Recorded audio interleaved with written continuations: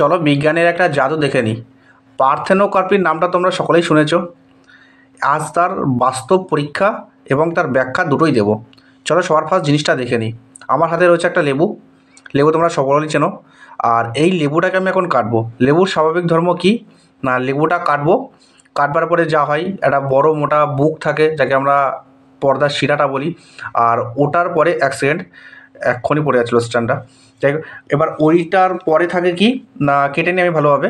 আর ওটার পরে থাকার পরে আমাদের লেবুর ভিতরে কী থাকে না, প্রচণ্ড বীজ থাকে। বীজগুলোকে আমরা বাদ দিয়ে দিই, বাদ দিয়ে এবার খাওয়ার জন্য ব্যবহার করি, বিভিন্ন কাজে ব্যবহার করি। আচ্ছা, লেবুতে কী থাকে? লেবুতে থাকে সাইট্রিক অ্যাসিড, এটা সবাই জানো তোমরা। আচ্ছা, বিভিন্ন টক জাতীয় ফলেই থাকে সাইট্রিক অ্যাসিড। আচ্ছা, এইবার করলাম কি, আমরা এই লেবুটাকে কাটছি, ঠিক আছে?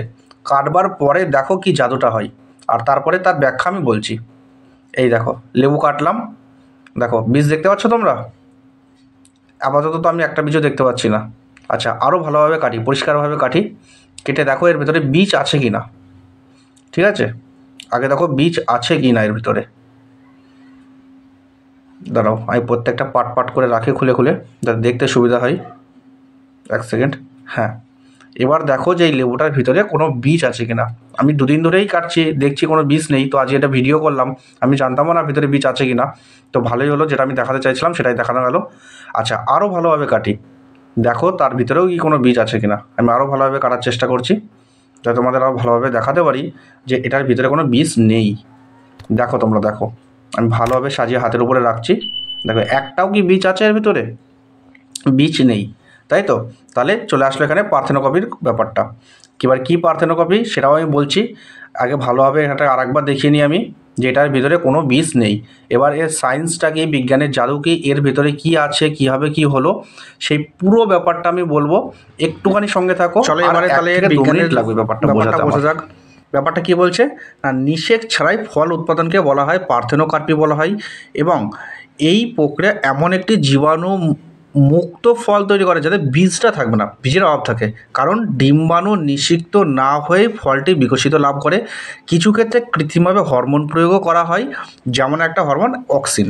পার্থেনোকার্পি সম্পর্কে আরও দু এক কথা না, পার্থেনোকার্পি হলো একটি গ্রিক শব্দ, যার অর্থ হলো কুমারী ফল। নিষিক্তকরণের প্রয়োজন ছাড়াই এই পদ্ধতিতে ফল তৈরি করা হয়। প্রাকৃতিকভাবে কিছু উদ্ভিদে ঘটে, যেমন কলাতে, আনারসে, শশাতে, কিছু আঙুরে, তরমুজে এবং আজকে দেখলাম আমরা লেবুতে। তাহলে এটা কি না, এটা একটা কৃত্রিম পদ্ধতি। কেন কৃত্রিম পদ্ধতি না, কৃষকরা প্রায়ই বীজহীন ফল উৎপাদনের জন্য কৃত্রিমভাবে এই হরমোনটা প্রয়োগ করে।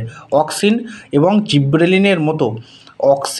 জিব্রেলিনের মতো বৃদ্ধি নির্ণায়ক হরমোনগুলি ফল বিকাশে সাহায্য করে। এমনকি নিষিক্তকরণ না হলেও এই হরমোনগুলি প্রয়োগ করে টমেটো, বেগুন, লঙ্কা, তরমুজ, কলা, বীজ, শশা, লেবুতে বীজ তৈরি হওয়া রোধ করা যায়। তাহলে এই হলো আমাদের পার্থেনোকপির ব্যাপারটা, যেটা বৈজ্ঞানিক ভাষাতে, লেখাতে যেভাবে হয়, পড়াতে যেভাবে হয় সেটাও দেখালাম, এবং একটা বাস্তব উদাহরণ, যেভাবে মানে একদম বাস্তব উদাহরণ লেবুতে, সেটাও আমরা দেখলাম। তাহলে এই হলো আমাদের বিজ্ঞানের জাদু।